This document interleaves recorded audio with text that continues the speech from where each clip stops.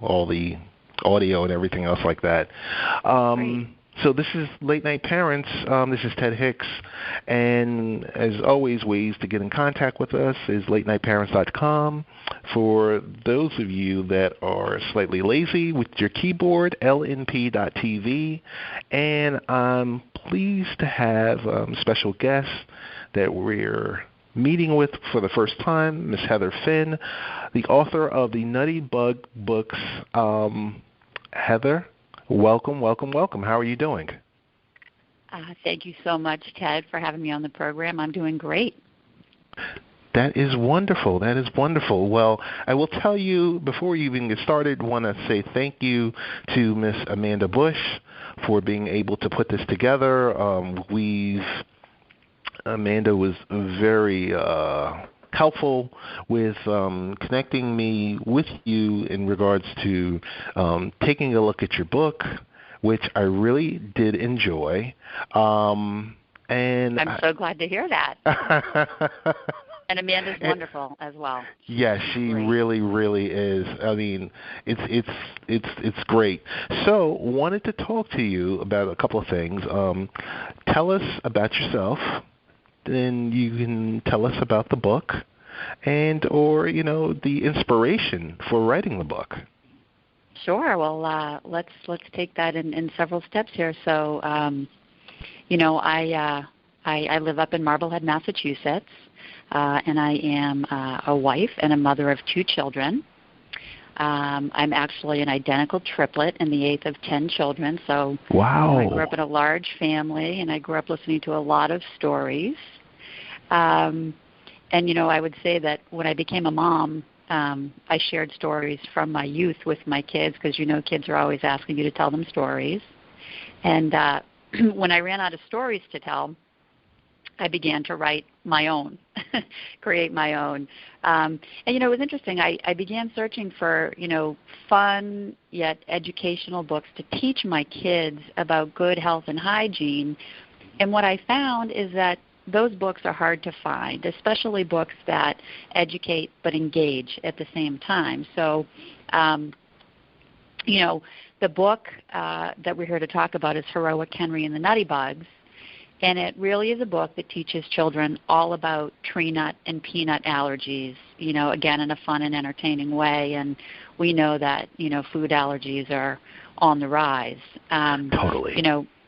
For a quick synopsis, I'd just say that, Henry's the main character in the book, and he loves to eat peanut butter on literally anything and everything. But the problem with his peanut butter eating habit is his little sister Maggie, who just so happens to be allergic to tree nuts and to peanuts. And despite her allergies, Henry just doesn't quite understand why he has to be so careful about eating peanut butter around her. So as the story unfolds, Henry meets the Nutty Bugs, and the Nutty Bugs are really my acronym for peanut and tree nut allergies. And these Nutty Bugs teach Henry about allergic reactions and, highlight that they can potentially be life-threatening.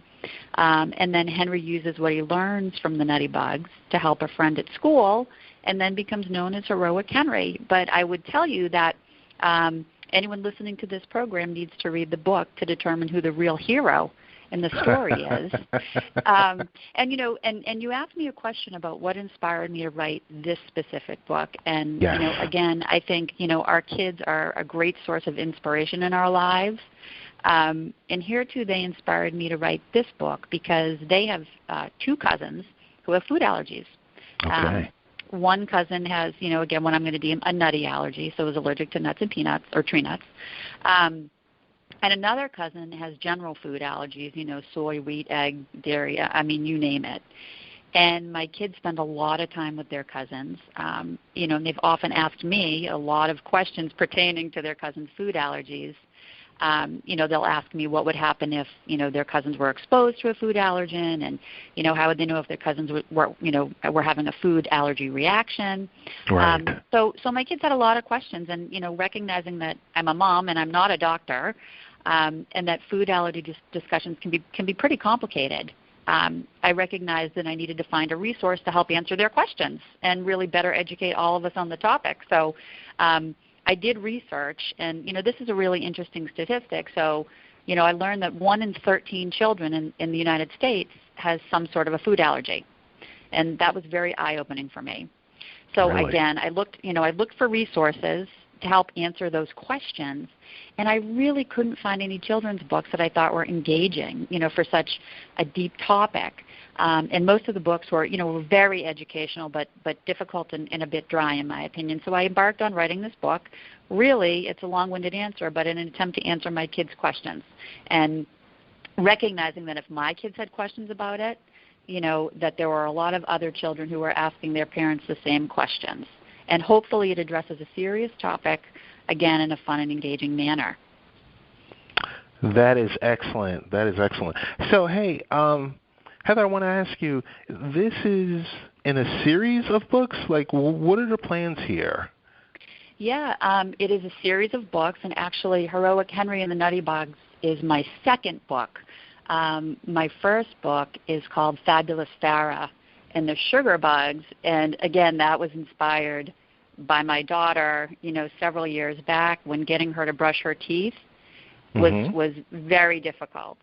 And, I was looking for a good book to really teach children about, good oral hygiene and why it is they have to brush their teeth and floss their teeth, because there are a lot of kids' books, that address the topic, but it's more about, a visit to the dentist or right. a visit to the doctor. And this was more about, what would happen if I don't brush or floss. And, the whole philosophy for me with my books is really about engaging kids, entertaining them, educating them, and then hopefully empowering them. Because I'll tell you, when I wrote Fabulous Farrah and the Sugar Bugs, the idea was that my daughter really wouldn't brush her teeth. And one day, I finally said to her, that's fine. If you don't want to brush your teeth, don't do it.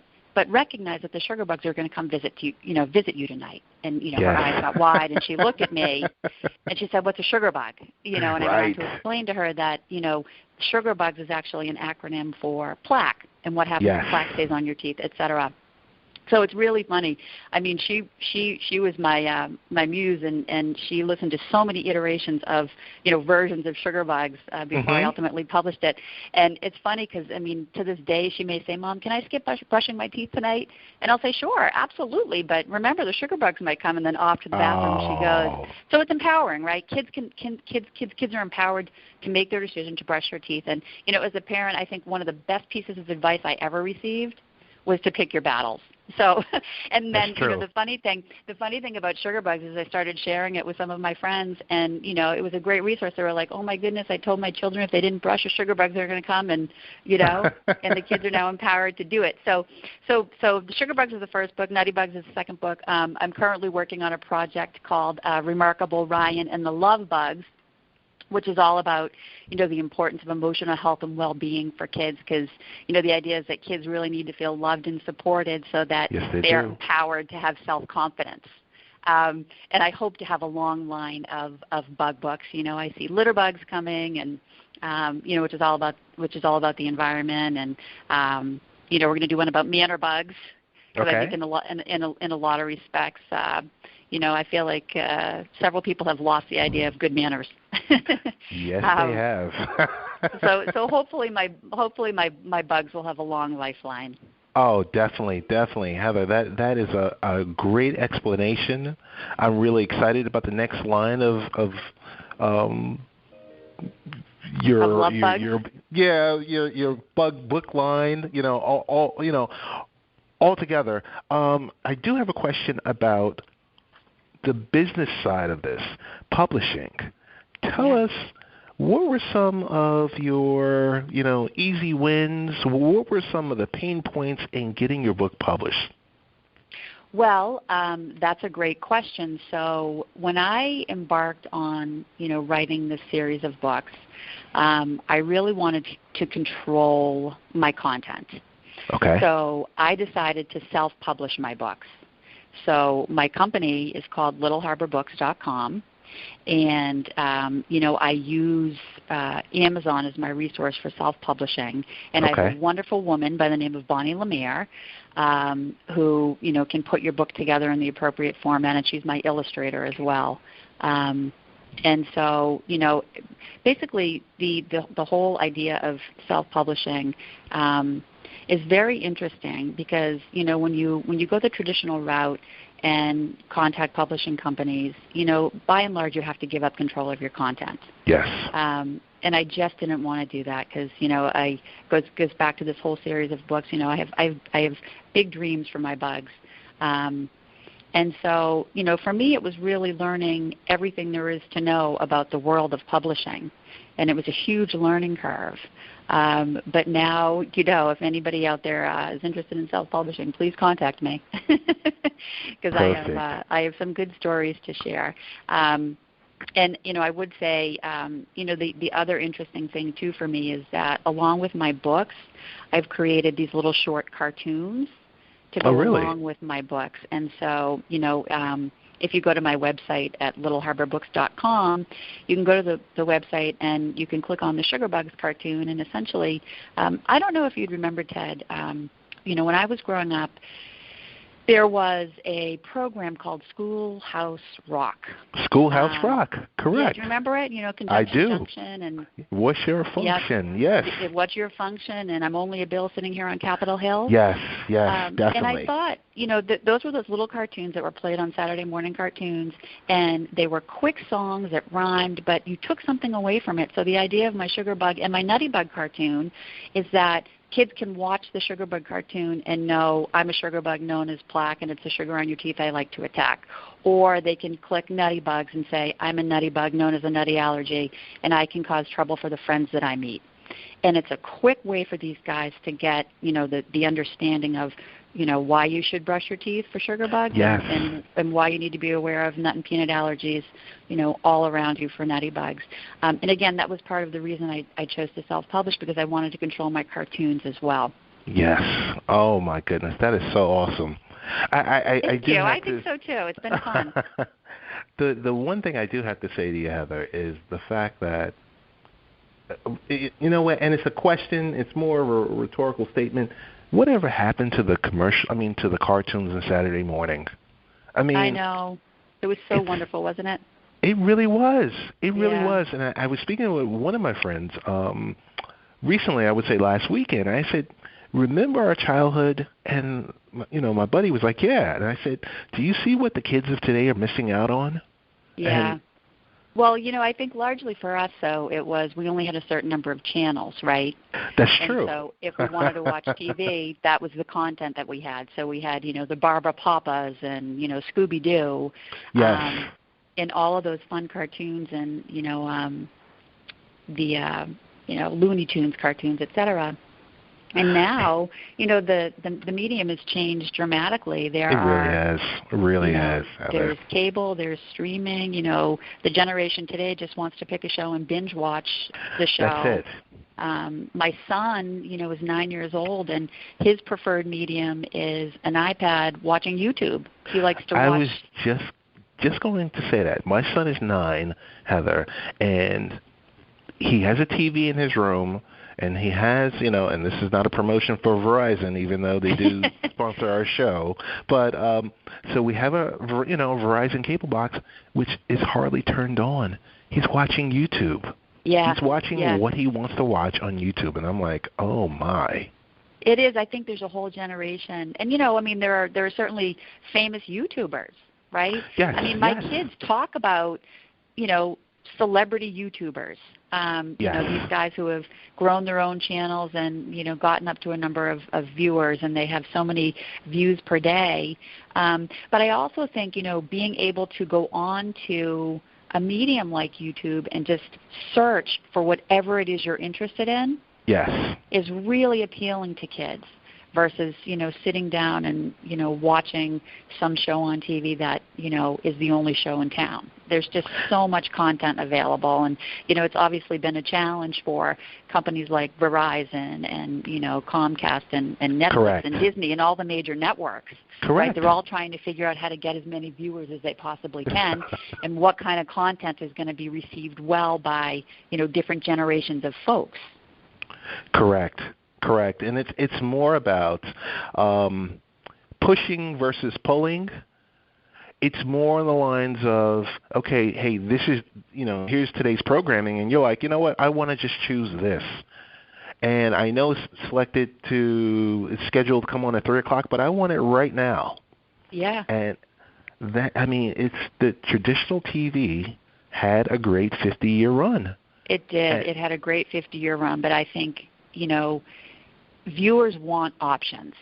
Yes. And, everybody has to respond to providing those viewers with options. And, I even noticed myself, I obviously, I don't have a ton of time to watch shows. And, I'm sure you get recommendations from friends all the time. Oh, have you seen, Breaking Bad? Have you seen Lost? Have you seen whatever it is?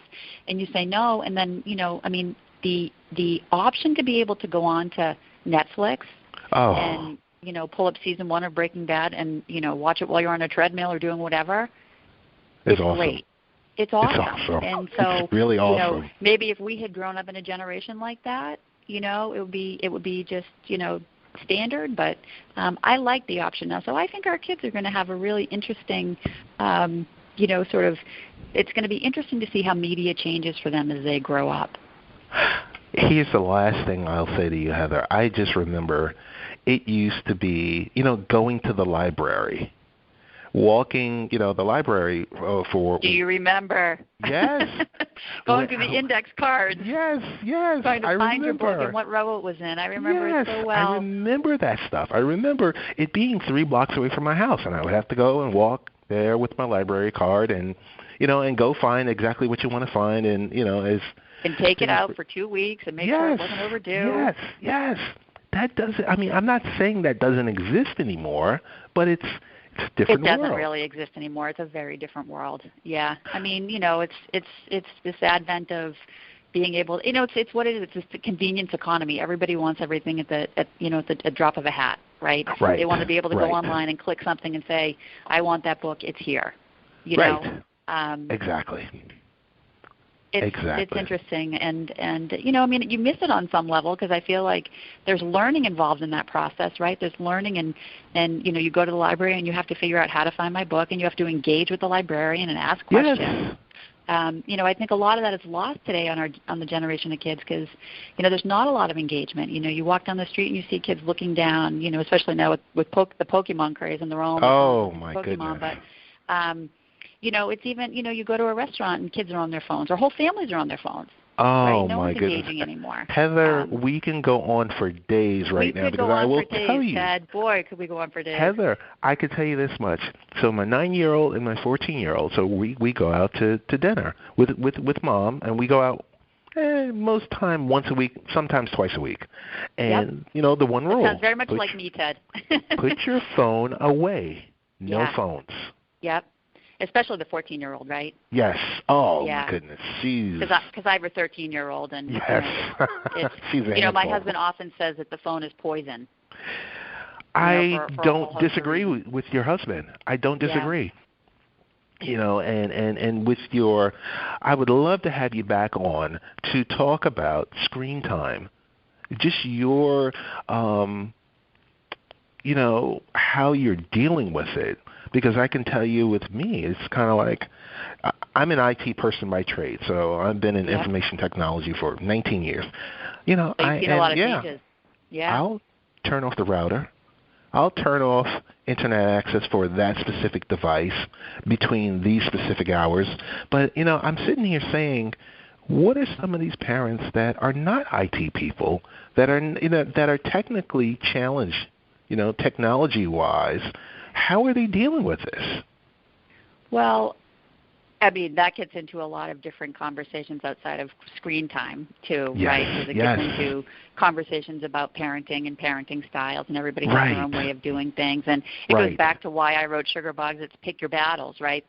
Yes. You've got to pick your battles with your kids. And, I think you just have to set up rules in your house that, screen time is not allowed for a certain, from a certain time forward, or, you limit screen time to 30 minutes a day or an hour a day, and you stand by it, right? Right. And if you don't stand by it, you actually deliver on a consequence, right?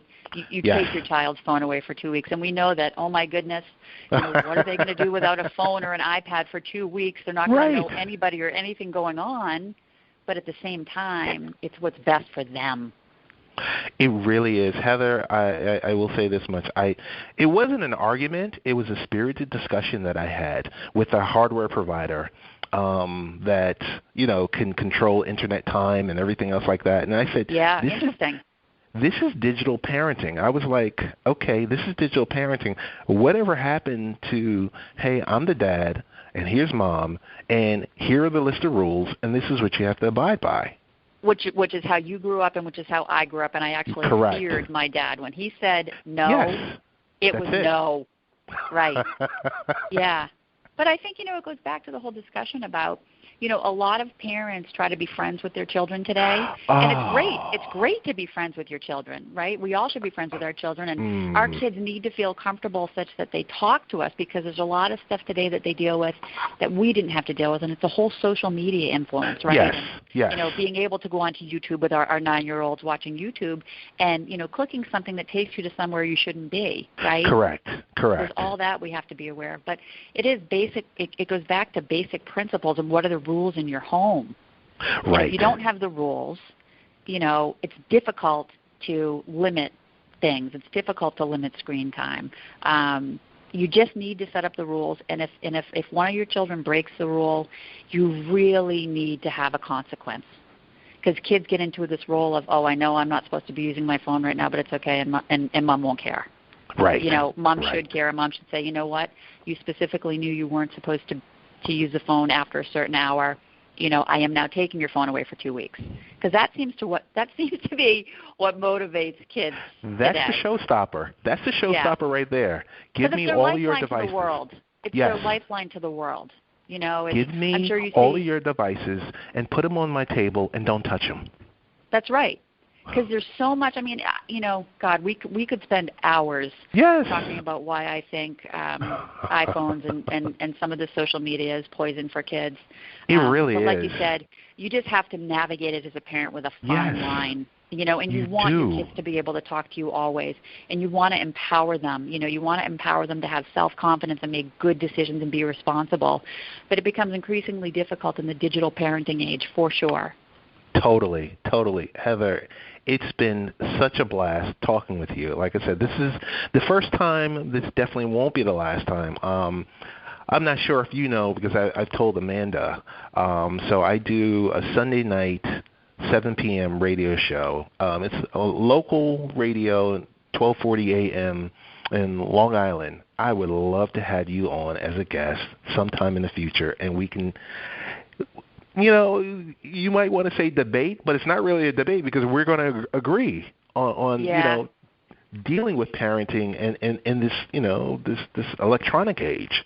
But before you go, I wanted you to plug your website, your books, and the Bug Book Series. You take that Bug Book Series and you can apply it to different situations, and that's what's so beautiful about it.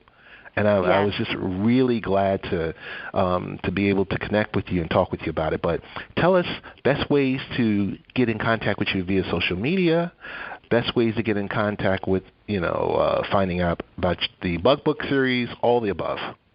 Well, thank you so much. And again, Ted, thank you so much for having me in the program. It's been such a pleasure. I would ask folks to reach out to me. I'm at littleharborbooks.com. You can also find me on Amazon and Barnes & Noble. I'm currently working on rolling out a Facebook page, and I'll be on Instagram soon. But if, for those folks who are interested in, the cartoons that I was referencing, you can find those at littleharborbooks.com, or you can find them on YouTube. It sounds like based on our conversation, I would love to come onto your program at any time and have a friendly debate with you about parenting or anything else. And it certainly sounds like I need to be considering a book about the tech bugs. Oh, yes, definitely. Yes, definitely. Oh, absolutely. My goodness. I can't wait for it. Digital bugs. Yes, digital bugs. Heather, thanks so much. Thank you so much, Ted. We'll talk to you soon. All right. Bye-bye. Okay, bye-bye.